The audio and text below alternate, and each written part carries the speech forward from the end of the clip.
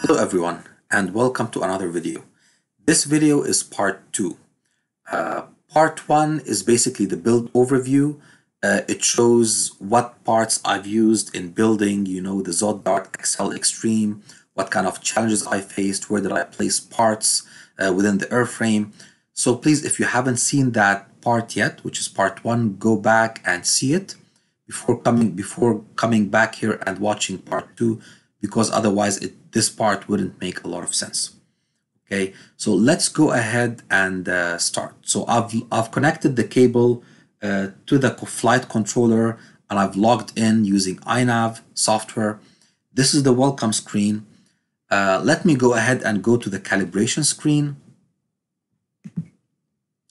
Okay, so the first thing that you need to do, I even do that before mounting the flight controller in my wing or in my ZOHD Dart XL Extreme. So I calibrate it first before mounting it because it makes calibration much easier. And the process is quite simple. So just click on calibrate accelerometer and then you will get a message saying that you need to place the flight controller in the position shown in step 1 till step 6. So you put it in the position shown in step 1 and then you click calibrate accelerometer again. And then it's going to take you through the calibration step by step until you complete all the 6 steps. Make sure when you're done that the accelerometer values shown at the bottom here are different from the default values. If they're different, it means, the calibration has been done. Of course, it's also evident by seeing a tick mark next to each and every step. When you're done, make sure to click save and reboot. Next step is the mixer. This step is very important because you have to choose the platform, configuration, and the mixer. And I've done here something different from the normal, which I believe made me fly the airplane much better. I'm going to explain that in a minute. We start here with the platform configuration. So I've chosen airplane, obviously, because I'm flying the ZOHD Dart XL Extreme, which is a flying wing. And then within the mixer preset, after you've chosen airplane, choose flying wing. When you choose flying wing, you'll see that, there's a picture of a flying wing and it shows motor, signals 1 and 2 are reserved for the motor. Signals 1 and 2 are reserved for the motor. Signal 3 is for the left, aileron elevator. Signal 4 is for the right aileron elevator. And then when you do that, click on load and apply. And then when you do that, the mixer values would be loaded automatically into this section, the motor mixer and the servo mixer. Now, the mixer here is not the default one that you would see when you choose flying wing and then you click on load and apply. I changed that for a reason. So the default settings will show you only one entry for each function. So let's say roll. It will show servo, for example, number 3, stabilized roll. That's it. And then servo number 3, stabilized pitch. The reason is each servo is being used in a flying wing for 2 functions, roll and pitch. So you will see servo 3, for example, only 2 times, 1 for roll and 1 for pitch. In my case, you're seeing servo 3 4 times, roll plus, roll minus, pitch plus, and pitch minus. So why did I do that? The reason is the following. Again, you will see stabilized roll as the default value, but in my case you're seeing stabilized roll plus. So what is roll plus versus standard roll and why did I use it?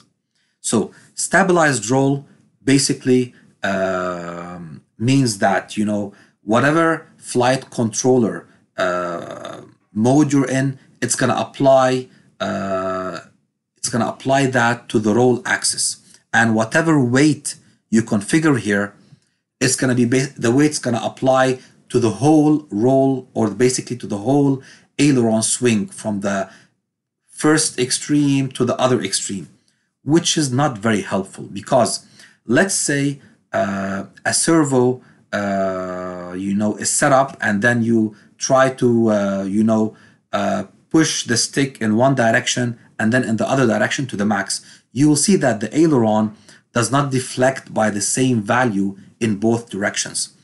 And this is something that you cannot get rid of if you just used stabilized roll, because stabilized roll applies for the whole servo swing. So if it mechanically cannot, it doesn't give you the same swing up and down, you're gonna be in trouble, and you will have what we call drag or differential drag. And let me explain what that is. So let's say one of the aileron goes up when you're trying to roll, and the other aileron on the other side goes down. If they don't deflect up and down by the same value, by the same level, the drag created on the one that goes higher is more than the drag created on the other one, which went down lower. And in this case, the plane will yaw, because the difference in drag will produce a torque, and then the plane would yaw, which is not really something that you want. So when you used stabilized roll plus and stabilized roll minus, then you apply different weight values to the upward swing and the downward swing. So you can change the values in such a way that the upward swing of the servo and the downward swing, they are exactly the same height. And this way there's no difference in drag when you roll, and that basically would help you, and it wouldn't lead into a difference in drag between the left and the right aileron. That is why basically you see two different entries for every function. So we have two functions for the roll plus and roll minus. For each servo, same thing applies for pitch. This is it basically for this page. Let me move to the outputs page. So in the output page, you basically set the ESC configuration. So with the ZOHD Dart XL Extreme, it's not a fancy ESC, it's a standard ESC used for airplanes. So the protocol used is standard. The refresh rate, I left it at the default 400, and the servo refresh rate at 50 Hertz. If you know your exact servo refresh rate, then you can change it here. Okay. I chose not to stop motors on low throttle. The reason is sometimes, when you try to launch the wing, you put it on auto launch mode, and obviously when you arm it, the motor won't start because you've enabled this option, but you throw the wing and the wing just dives into the ground. And the reason is it didn't arm because the GPS didn't yet obtain enough, satellite, the required number of satellite locks, and then you break your wing. This way, if you keep this disabled, when you arm it, if the motor starts at the minimum value, that all the GPS checks have passed, and you're going to have a successful launch. Those values I've left at the default. They're basically the number of motor poles. So basically, if you know the number of magnets in your motor, you just put it here, and it has to be accurate. So basically, if you're using a motor different from the stock motor, count the number of magnets and then put it here. Nothing over here. This section basically is used. I personally used it to reverse some servos in case you set it up and you see that one of the servos is moving in the opposite direction. Then you can reverse it here using these knobs. Let's move to ports. So this first port is the data port, which is basically the port through which we connect to the flight controller using the USB. For UART1, I've used it to connect my serial receiver. I'm using an R9mm. No use for UART2. I've connected my GPS receiver to UART3. No use for UART4, and for UART6, I've connected my DJI air unit to it. So you choose that here. in this drop-down menu under the peripherals, which is different from Betaflight. In Betaflight, you have to enable the MSP option. In INAV, you simply just select DJI from the drop-down peripherals menu. Let's move to the configuration. So for the configuration, everything here is basically default values, except, for example, battery voltage. I enabled battery voltage monitoring so that I can see my battery voltage in the OSD. Same thing for the current sensor. I've enabled the current sensor because my flight controller has a very accurate current sensor. So I've enabled that, and I've basically put the scale here. So this scale, you obtain it from the manufacturer datasheet, which is basically, in my case, the Maytech website. It's going to tell you what the scale, what is the scale to use for this flight controller. And then I've put the capacity of the battery that I basically use with this wing, which is a 3800 milliamp hour. This is going to give you around 30 to 40 minutes of flight based on your, on how you fly this wing. By the way, it can easily cruise on 4 to 5 amps. When you obtain enough altitude, you just push the throttle up until you see like 4 or 5 amps, and that's it. You're going to cruise at maybe 25, 30 kilometers an hour with the stock motor and propeller. And then we go to the receiver. So obviously I've used a serial receiver and I'm using F-port. So I've downloaded basically the latest Axis firmware for my R9MM, and I've enabled F-port. So I basically use only one port or one UART for basically the control signal and the telemetry signal.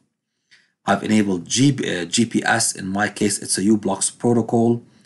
And in terms of other features, I've enabled telemetry, black box. You have to enable motor and servo output for the motor and servos to work. If this is disabled, your servos are shut down and your motor will not work.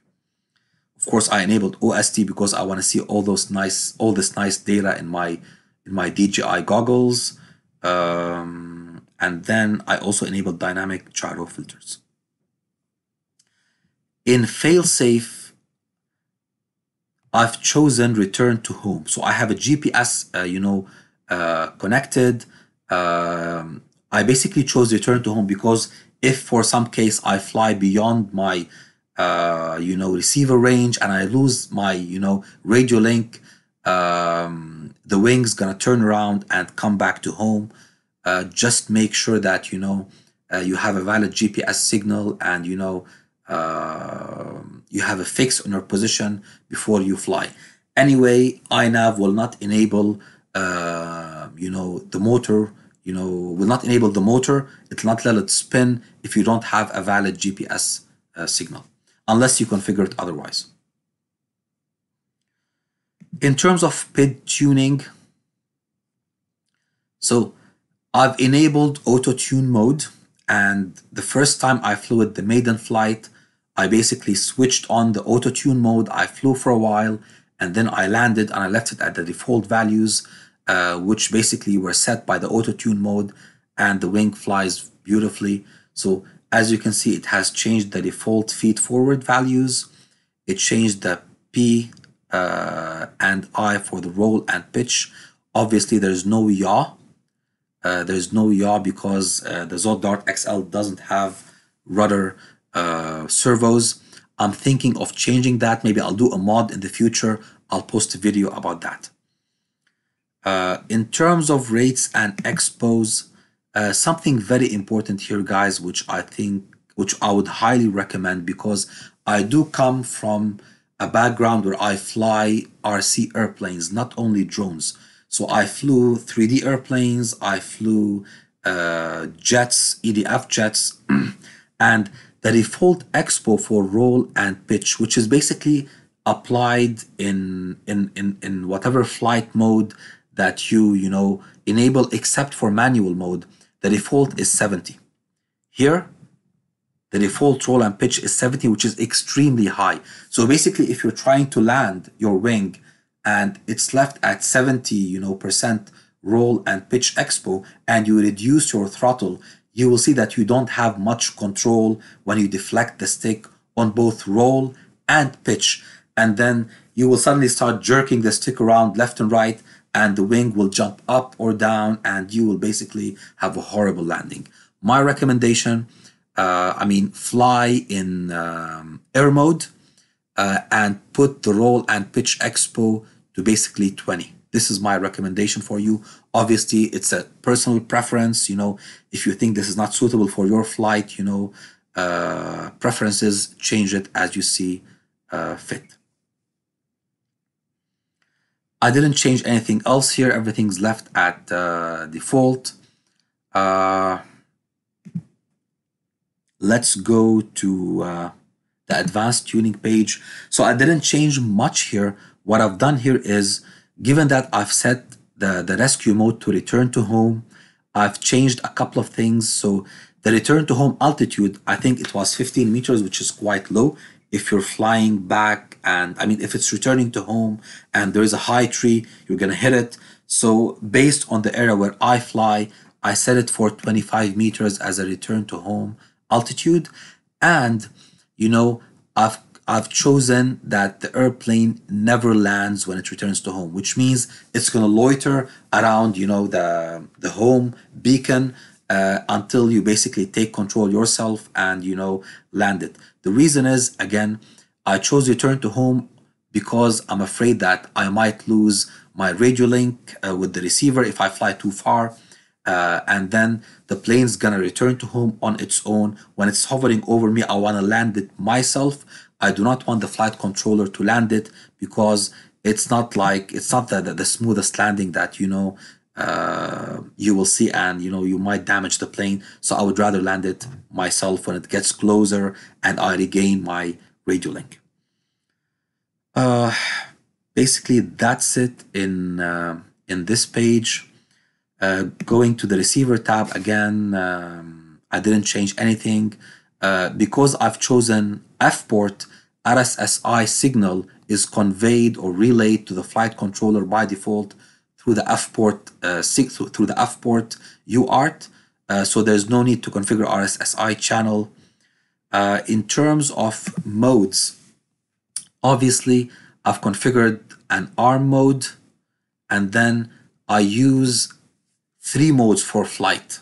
3 modes. The first mode is horizon mode, which is basically an auto-stabilized mode. The reason is, if I want to do something and I want to just leave the sticks and maybe look at somebody behind me, remove my goggles, I want to make sure that my airplane is flying level and straight.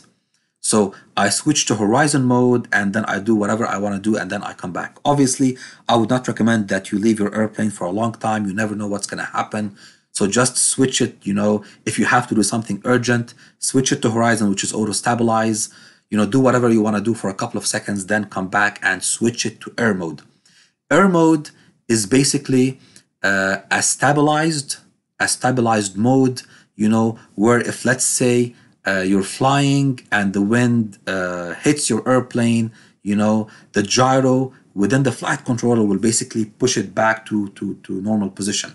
So not to level position, to the position it was in before the wind, hit it. So this is basically a stabilizer. It's not an auto leveler, it's a stabilizer, which is basically air mode. It also helps you, I'm sure a lot of, functions are built into the air mode. So it helps you fly the airplane, and it also provides, a gyro functionality, so that, in case it's windy, the gyro is going to help you with flying the aircraft and, with gusty winds.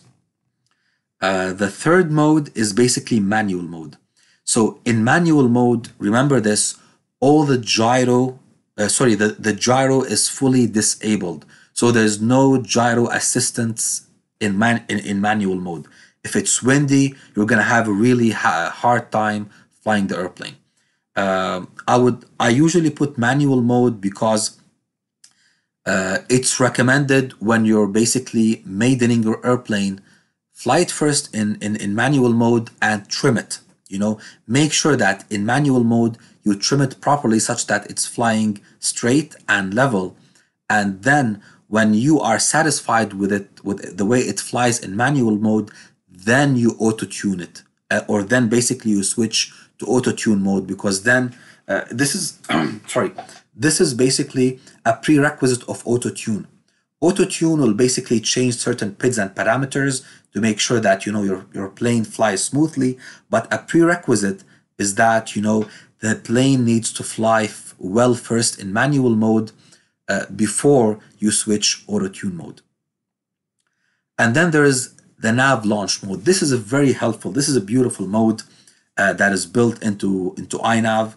So basically what it does is that when you throw the wing, launch mode will detect that you've thrown the wing, so it will basically keep it level, keep the wings level, and keep the plane pitching up by 30 degrees or maybe 20 degrees, I don't know, but basically the result is that no matter how you throw the plane, it's gonna stay level and it's gonna be basically flying upwards until you take control of it.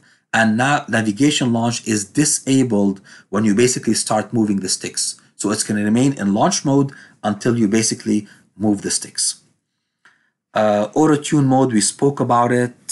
It's going to basically change the PIDs to make the airplane fly smoother.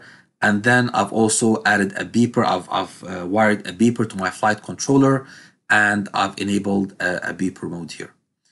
This is it in terms of flight modes. In terms of adjustments, so I like while flying the airplane to be able to change my PIDs live, and I do that through basically the adjustments tab. So for example, I've enabled them. I've chosen channel 8 and I bound channel 8 to a switch.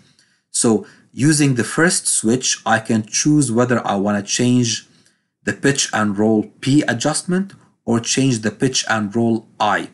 And then after I choose either the P's or the I's, I basically configured a 3-position switch on channel 9. So first I choose the P's or the I's with one switch, and with another switch, I basically start increasing or decreasing the actual parameter. Going to GPS, this is just an information page. It shows you basically the GPS fix, nothing in mission control.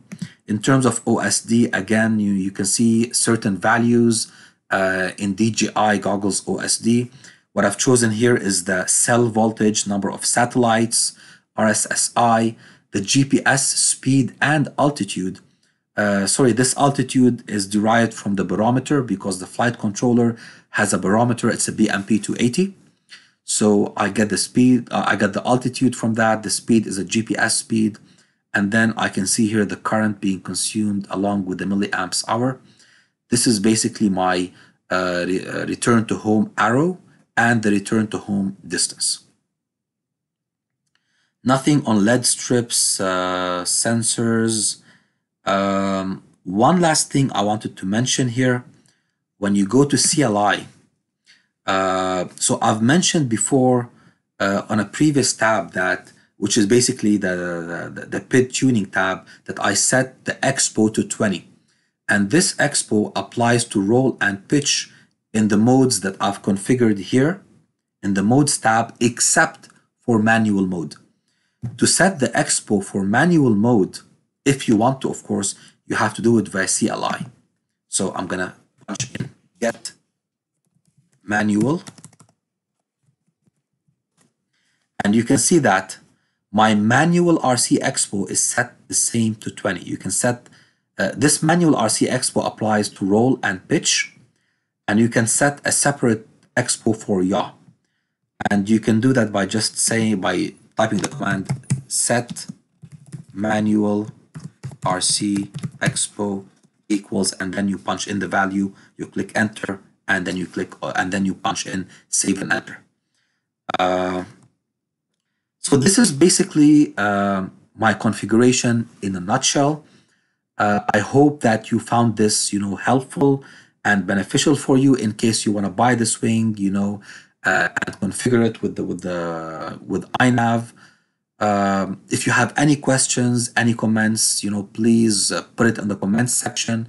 I'll be more than happy to answer any questions you have. I mean, I've covered a lot of things during this session, but I'm sure there are still a lot of things that, I didn't mention. So please do mention that in the comments section, and I'll be more than happy to answer. If you've liked this video, the information I presented, please don't forget to click like and subscribe. It means a lot to me and it'll help me out. Thank you very much and have a nice day.